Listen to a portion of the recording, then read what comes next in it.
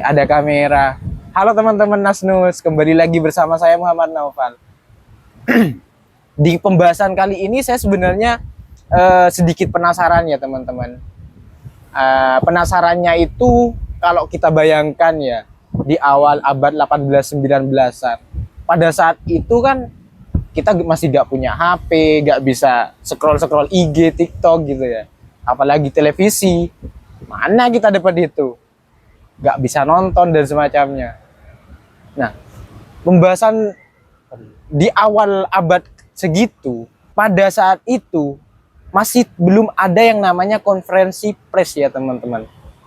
Gimana nih para warga-warga lokal Indonesia tahu masuknya bulan suci Ramadan gitu. Nah, dari rasa penasaran ini ya teman-teman, pernah ngontek langsung kolega saya yang ahli di bidang manuskrip ya teman-teman, untuk melihat di kisaran abad 18 sampai 19-an itu hilal pada waktu itu seperti apalah teman-teman. Akhirnya saya hubungilah beliau teman-teman. Pada waktu saya menghubungin itu ada kejadian sedikit lucu lah, ada kejadian lucu lah. Saya tanya tuh tentang hilal berdasarkan manuskrip karena ahlinya beliau di manuskrip. Ternyata bukannya menanggapi jawaban saya bukannya menanggapi pertanyaan saya, malah saya dibalik. Gimana penerbitanmu, Pal? Wah. Ya, saya jawab dengan simpel aja, aman, Pak Bos gitu ya. Nah, sekarang mumpung beliaunya ada kesempatan membahas manuskrip. Nah, saya undang nih beliaunya. Halo, Pak Tafi. Nah, Ya, memang apa ya? Yang saya tahu kan Novel kan lagi fokus sama penerbitan gitu. Jadi ya kok Novel telepon kenapa gitu. Nah, kok tanya manuskrip terkait hilal gitu kan. Katanya waktu itu Novel bilang dia nemu naskah yang ngomongin tentang hilal gitu. Nah, dia penasaran tentang hilal itu. Ya, saya tanya sama Novel, penerbit gimana? Penerbitan jalan nggak gitu. Jadi Novel punya penerbitan kawan-kawan, namanya itu apa? LSSK. ya, Murtasi ya teman-teman. Ya, LSSK. Apa yang diterbitkan terakhir, Bang? Yang diterbitkan terakhir kali itu tentang kemajemukan masyarakat Tuban, teman-teman. Mungkin masih fokus sama buku-buku sejarah lah ya. Iya, buku-buku Masih main-main di buku sejarah. Ya, jadi Murtosio itu bukan hanya fokus di buku sejarah, tapi dia juga fokus di bagian sosial humaniora.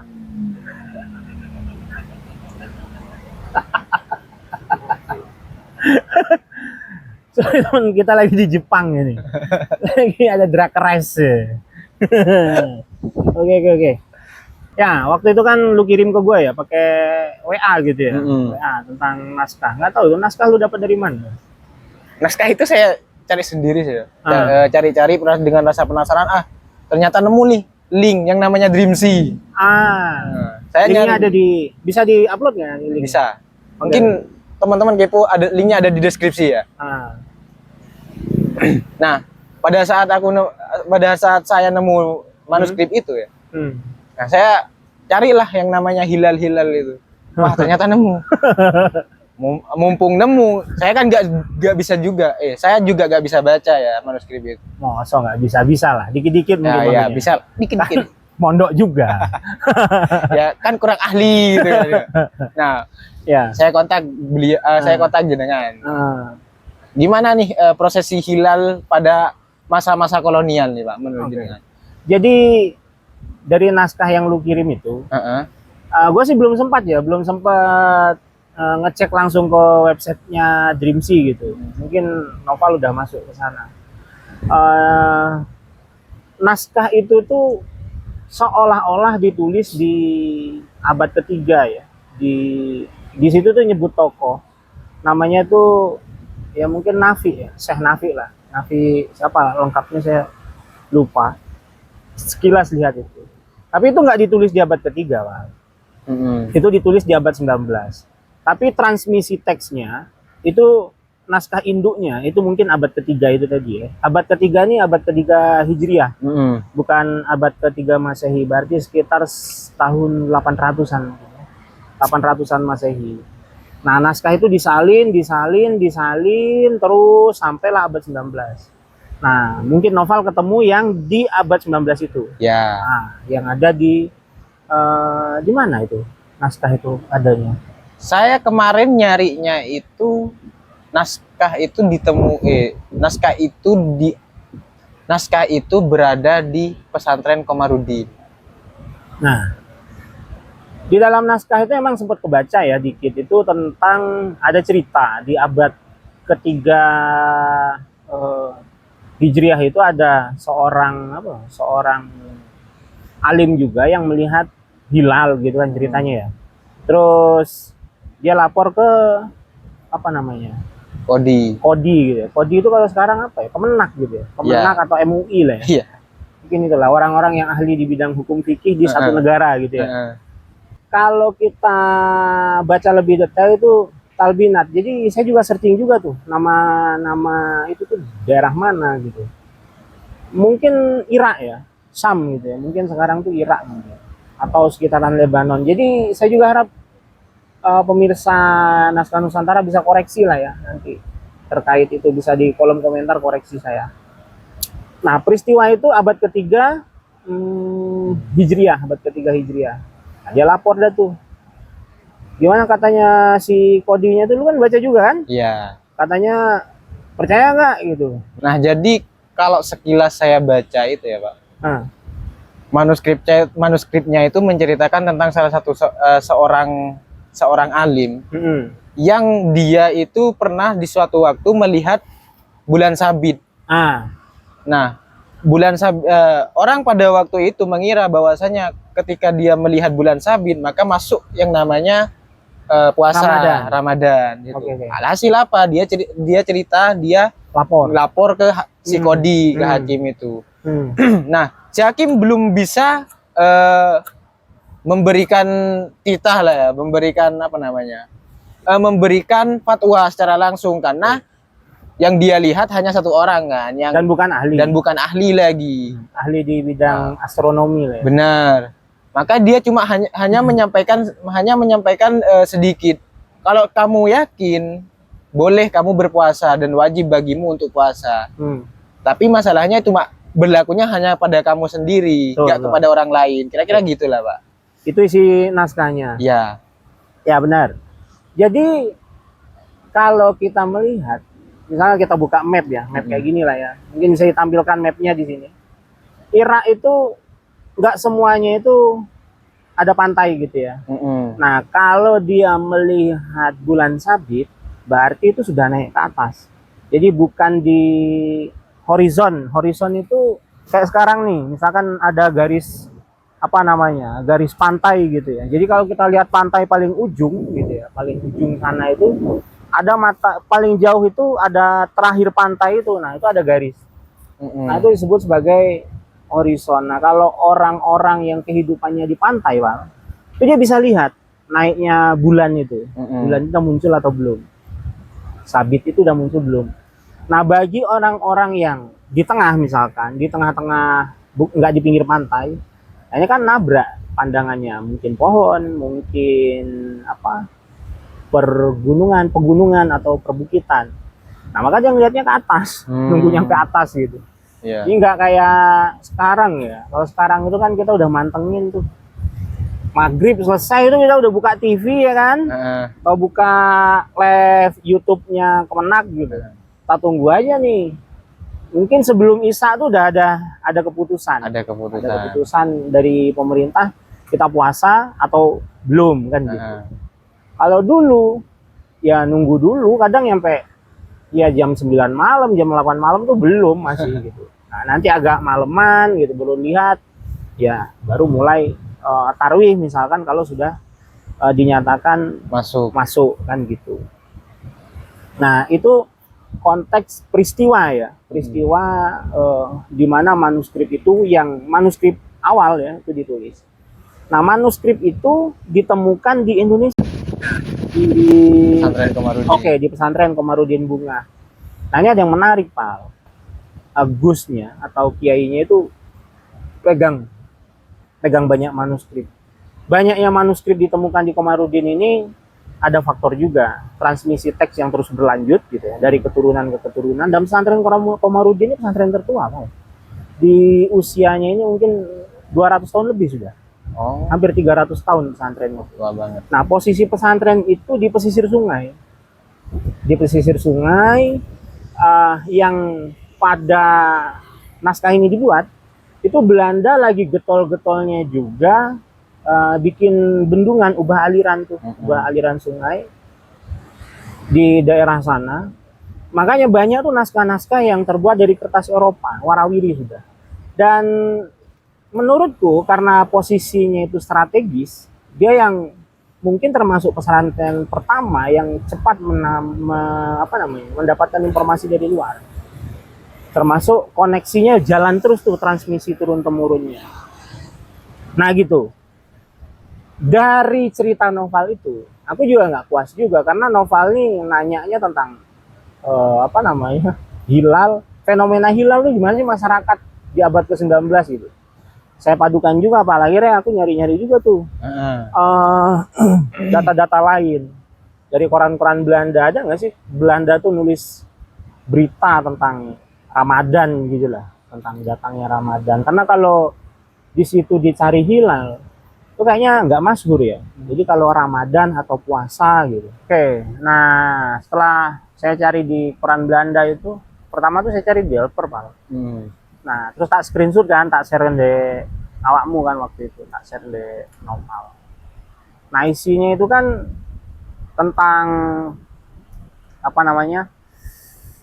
gimana sih kejadian hilal di Batavia ya. Nah, hari ini tuh Belanda lah waktu itu, gitu Bang. Jadi tak carilah korannya juga sebagai penjelas ya, sisi lain penjelas, gitu Bang. Apa hasilnya kira-kira, Pak, dari jenengan memadukan kedua sumber itu?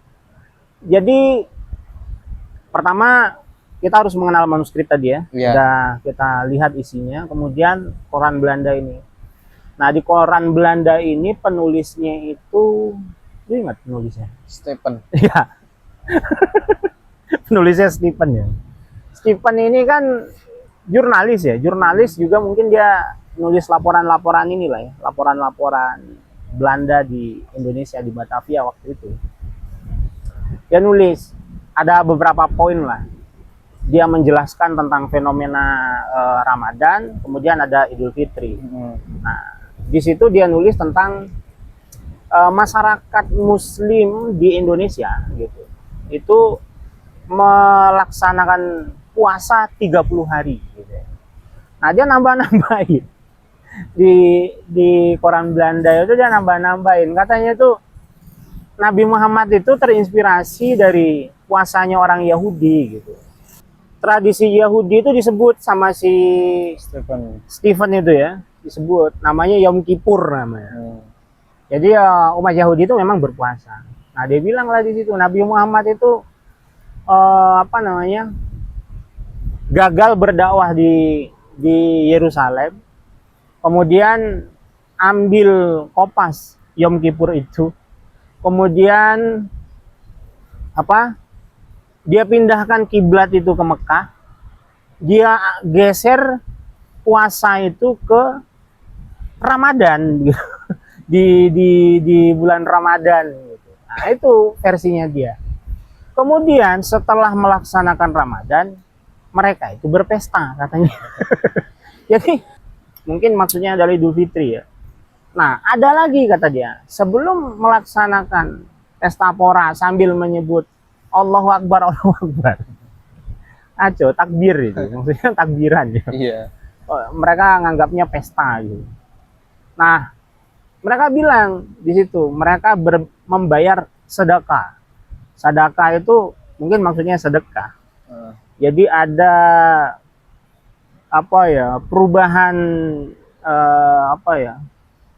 perubahan pilihan kata yang harusnya zakat menjadi sedekah. Nah, ini ada juga urusannya Pak sama mungkin Snuk Horgronya ya, yang ada di Aceh waktu itu sudah menggelorakan gitu ya, ngasih wanti-wanti ke pemerintah Belanda masyarakat lokal yang tidak berurusan sama jihad, lost doll aja lah gitu kira-kira. Lost doll aja. Tapi kalau udah ngomongin jihad, hati-hati kan gitu. Nah, terkait sedekah ini yang dinarasikan ini sama seharusnya zakat fitrah itu bisa jadi di, dimanfaatkan oleh umat muslim untuk amunisi jihad kawan-kawan pejuang waktu itu. Nah, jadi makanya si Gronya itu benar-benar mewanti-wanti itu. Zakat fitrah itu bisa dipakai untuk galang dana untuk membantu pejuang. Nggak tahu tuh, menurutmu sah nggak tuh? Lu orang pesantren, Mal. Menurutmu kalau pejuang waktu itu bisa bilillah juga nggak? Ya bisa bilillah, Ya, masuk lah. Hmm. Zakat kan diwajibkan diberikan kepada orang fisabilillah. Salah satunya mungkin Salah itu ya. satunya. Nah, mungkin itu juga yang bikin Gronya itu wanti-wanti itu. Nah, narasi si Stephen ini ditulis untuk orang Belanda, bukan untuk orang kita di Indonesia. Jadi dia perlu sharing info lah gitu ya ke Belanda gitu. Sharing info ke Belanda untuk orang-orang Belanda. Nah, di lain sisi Belanda ini juga kredit gitu. Kreditnya itu masa peralihan, awal-awal Ratu Helmina itu naik tahta. Ya pro kontra di sana itu juga terjadi kayak kita di Indonesia sekarang. Politik itu pasti begitu ya. Nah, orang-orang yang kontra ini menarasikan apa ya, kalau ada pungutan liar, mungkin bisa jadi tuh zakat itu jadi pungutan liar. Nah, itu membuat sosok Ratu Wilhelmina ini semakin jelek, sementara dia kan baru naik gitu, baru naik tahta. Oh, oke. Kayaknya itu ada kaitannya dengan politik etis. Nah, benar. Waktu itu. Jadi mereka tuh lagi bangun image lah ya, Iya, bangun image karena hari itu mereka ditekan karena melakukan banyak hal lah di Indonesia yang tidak etis begitu. Mulai dari mungkin dinarasikan perbudakan juga pada waktu itu dengan adanya, memang istilah lain kan Belanda kan bangun sekolah tuh, Iya. bangun sekolah, bangun irigasi kan gitu ya, dan segala macam. Bangun sekolah tujuannya nanti biar jadi sinder gitu di perkebunannya untuk ya sebagai alat juga buat Belanda kan. Nah, itu dinarasikan tuh buat mereka-mereka yang kontra sama Belanda gitu loh, kontra sama pemerintahan Belanda waktu itu. Nah, itu tidak ingin terjadi. Jadi ya emang diwanti-wanti,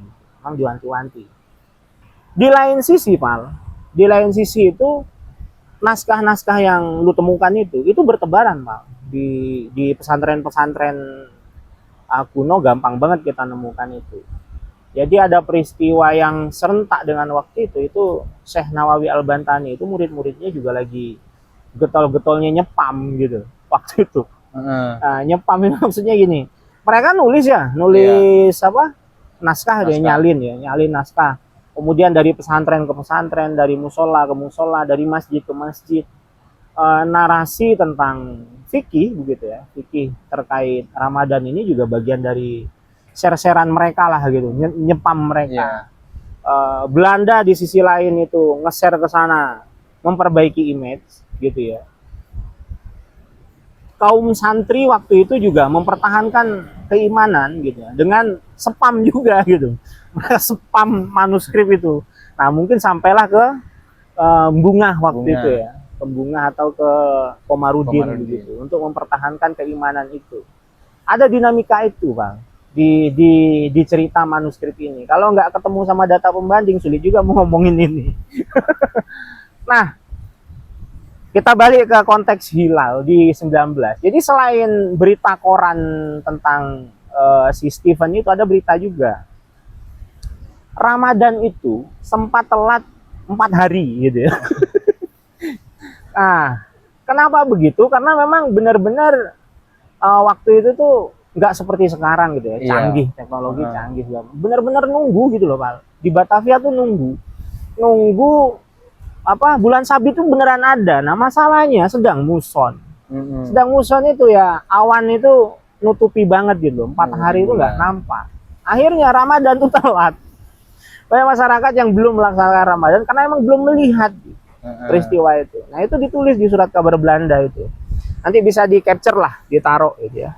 Gini Pak, hilal itu dari masa ke masa adalah bulan sabit yang dirindukan gitu ya. Yes. Sampai di era modern ini. Intinya itu Pak.